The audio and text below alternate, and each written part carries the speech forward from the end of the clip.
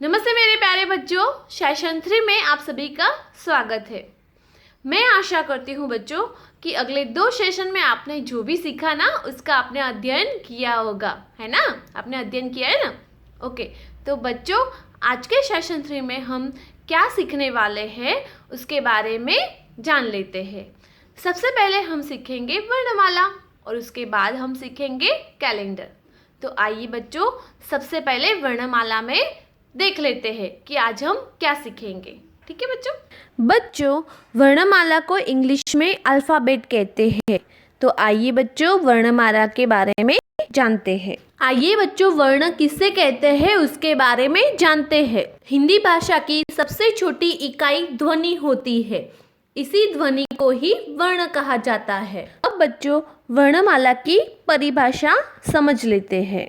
वर्णों को व्यवस्थित करने के समूह को वर्णमाला कहते हैं। यानी बच्चों किसी भाषा या अनेक भाषा को लिखने और बोलने के लिए प्रयोग किए गए मानक प्रतीकों को वर्णमाला कहते हैं। तो बच्चों वर्ण से बने हुए शब्द माला को बनाने के लिए अलग अलग मोतियों की ज़रूरत होती है और उन्हीं मोतियों से मिलकर एक पूरी माला बन पाती है। इसी प्रकार वर्णों से मिलकर बनी होती है वर्णमाला।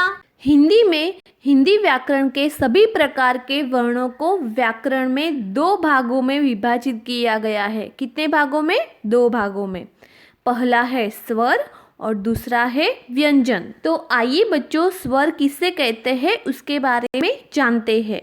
बच्चों अब हम स्वर की परिभाषा समझ लेते हैं। जिन वर्णों का उच्चारण करते समय सांस कंठ तालु आदि स्थानों से बिना रुके हुए निकलती है उन्हें स्वर कहेंगे। यानी जिन वर्णों का उच्चारण बिना किसी अवरोध के होता है उन्हें स्वर कहते हैं और इसको इंग्लिश में वॉवेल्स कहते हैं। स्वर अ आ ई उ ऊ री ए ओ औ। अनुस्वार में और विसर्ग में अह कहलाता है। बच्चों अब हम स्वरों का वर्गीकरण या प्रकार, उसके प्रकार कितने होते हैं तो उसके प्रकार 2 होते हैं। पहला है ह्रस्व स्वर और दूसरा है दीर्घ स्वर। पहला है ह्रस्व स्वर।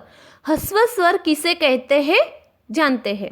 जिन स्वरों के उच्चारण में कम समय लगता है उन्हें ह्रस्व स्वर कहते हैं और इनकी संख्या 4 होती है।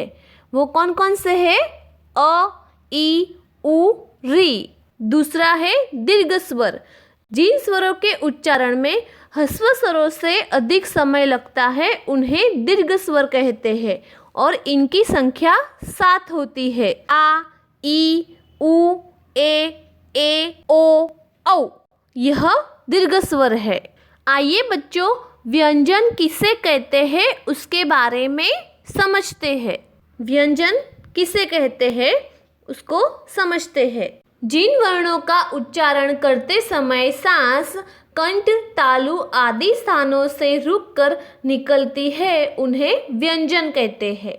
यानी ऐसे वर्ण जिनका उच्चारण स्वरों की सहायता से होता है वह व्यंजन कहलाता है। उदाहरण देखते हैं कि प के उच्चारण में होठों के पास वायु का अवरोध होता है, अतः प व्यंजन है।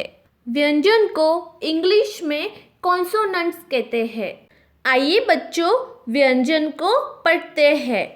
क ख ग ग अंग च छ ज ज य ट ठ ड ढ ण त थ द ध न प फ ब भ म य र ल व श श स ह श त्र ज्ञ। बच्चों व्यंजन कितने प्रकार के हैं वो देखते हैं। पहला है स्पर्शी व्यंजन। यानी जिन वर्णों के उच्चारण में मुख किसी विशेष स्थान जैसे कंठ तालु मूर्धा दंत और ओष्ठ आदि से स्पर्श होता है उसे स्पर्शी व्यंजन कहते हैं। यह क से म तक होते हैं जिनकी संख्या 25 यानी 25 होती है, जिन्हें 5 वर्गों में बांटा गया है। क वर्ग क, ख, ग, अंग, कंठ। च वर्ग च, छ, ज, ज, ञ, तालु। ट वर्ग ट, ठ, ड, ढ, अण, मूर्धा। त वर्ग त, थ, द, ध, न, दंत। प वर्ग प, फ, ब, भ, म, ओष्ठ। दूसरा है अंतस्थ व्यंजन। जिन वर्णों का उच्चारण स्वरों और व्यंजनों के बीच स्थित हो उसे अंतस्थ व्यंजन कहते हैं। यह 4 होते हैं, य, र, ल, व। तीसरा है ऊष्म व्यंजन।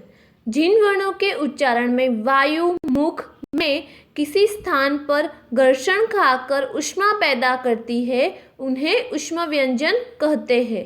यह भी 4 होते हैं, श, श, स, ह। संयुक्त व्यंजन। 2 व्यंजनों से मिलकर बने व्यंजन को संयुक्त व्यंजन कहते हैं।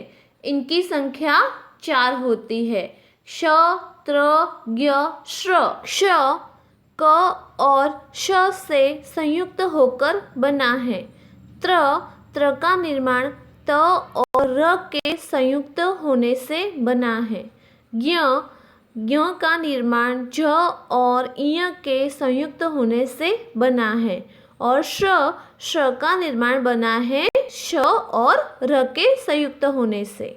5वां है द्विगुण व्यंजन। जिनके उच्चारण में जीभ ऊपर उठकर मूर्धा को स्पर्श करके तुरंत नीचे आ जाए वह द्विगुण व्यंजन कहलाते हैं।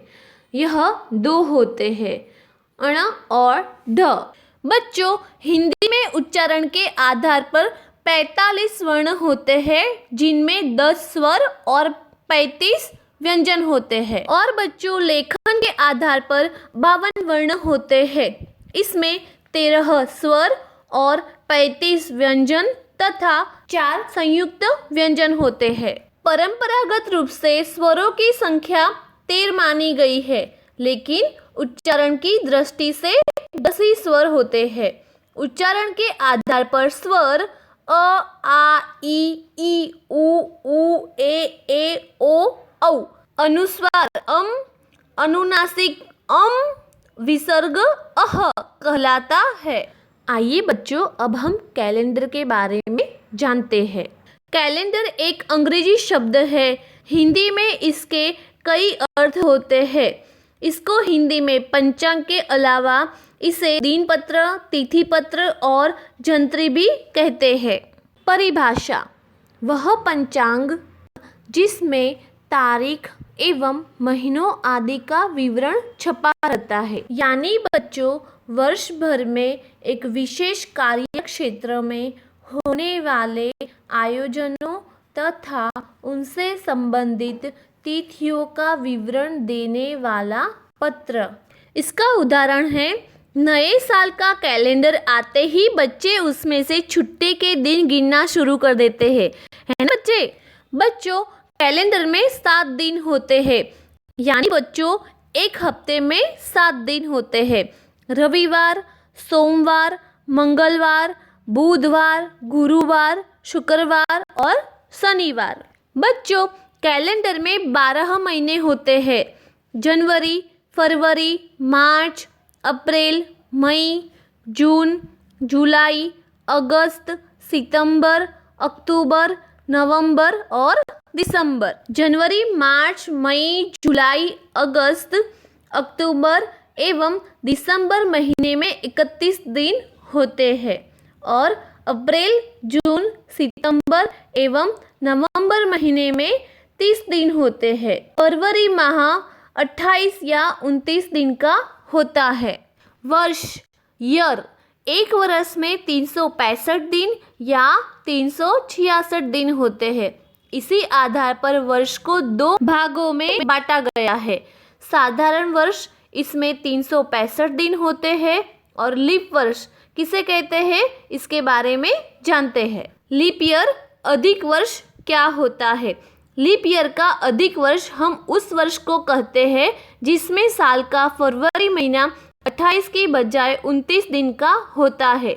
इसीलिए लीप वर्ष में 365 दिनों की जगह 366 दिन का एक वर्ष होता है। लीप ईयर का दिन 4 साल में एक बार इसीलिए आता है क्योंकि पृथ्वी सूर्य का चक्कर लगाती है और पृथ्वी सूर्य का एक चक्कर पूर्ण करते हैं तो 365 दिन 6 घंटे 48 मिनट 45.51 सेकेंड का समय लेती है। अब इसमें 365 दिन की अतिरिक्त लगने वाला समय प्रत्येक चौथी साल में लगभग 1 दिन के बराबर हो जाता है। इसे बढ़े हुए दिन को हर चौथी साल के फरवरी के माह में जोड़ दिया जाता है जिससे फरवरी 29 दिन की हो जाती है।